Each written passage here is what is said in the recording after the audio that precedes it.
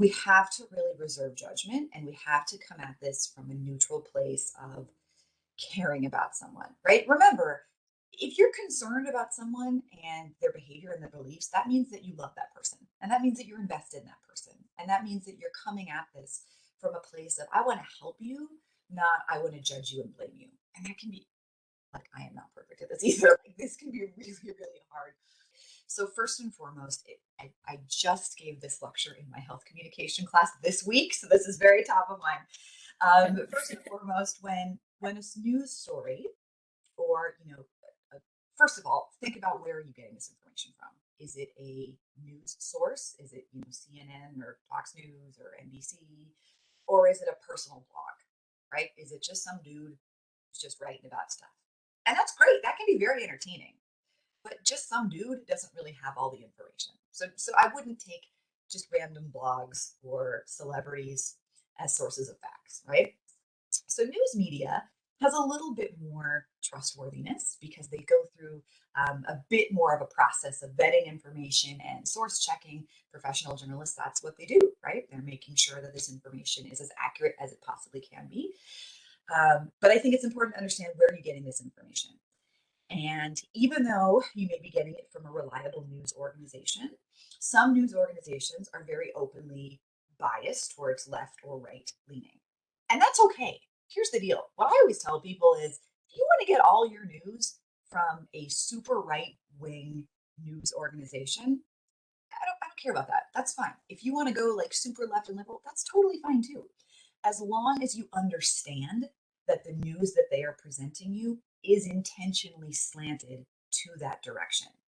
Where we get into trouble is where we go to a seemingly neutral news source and they're trying to pass off information as neutral, reliable info. Does that make sense? Some places are very open about their bias. That's fine, as long as you understand and admit that they're going to shape the stories in specific ways, right? So again, understand where this news is coming from, understand your source. Am I intentionally going to a place that's going to bias it to my, left-wing liberal point of view? And if so, just acknowledging that, okay, they're actually shaping the story in a specific way. But Hmm. also look out for, are they citing their sources, right?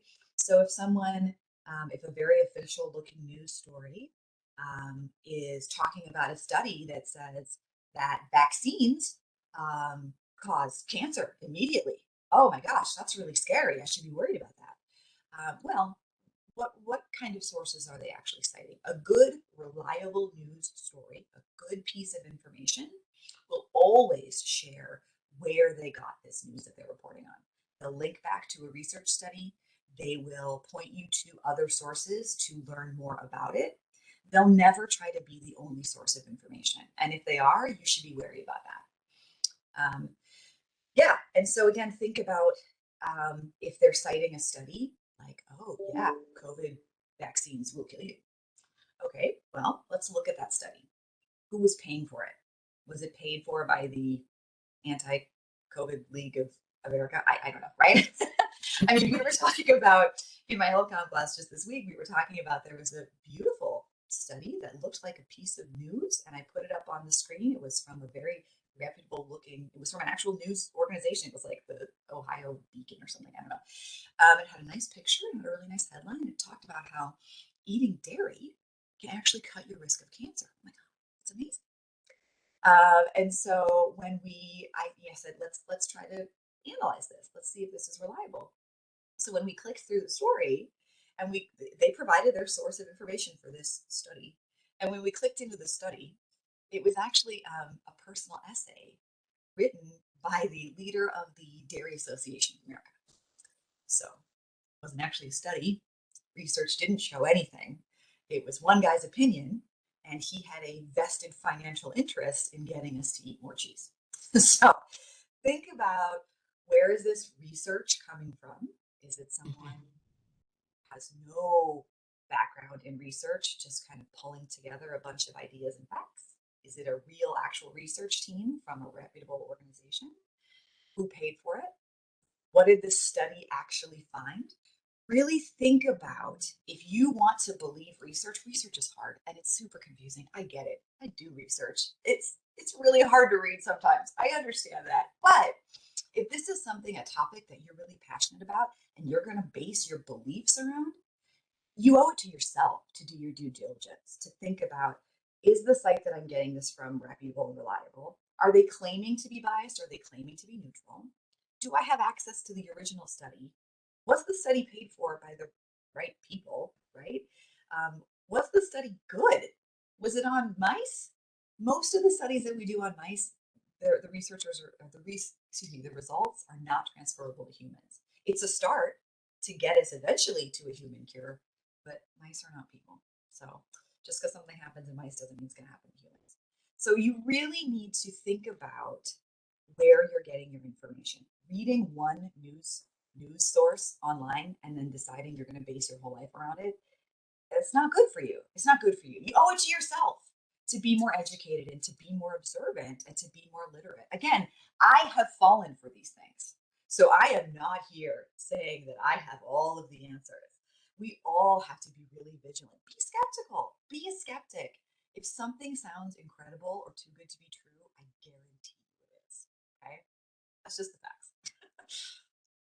And I think that you also raise a really important point too, that research is hard for folks to understand that aren't researching on a daily basis, because we have things like statistical significance or cause and effect versus correlation, or even that sample size and who exactly are we talking to understand this information. So thinking about that, research continues to evolve and we keep asking those questions to really understand. And so sometimes that means our scientific guidance or what we're learning from the data continues to evolve, Right. just like the diseases continue to evolve. We have to keep growing our body of research.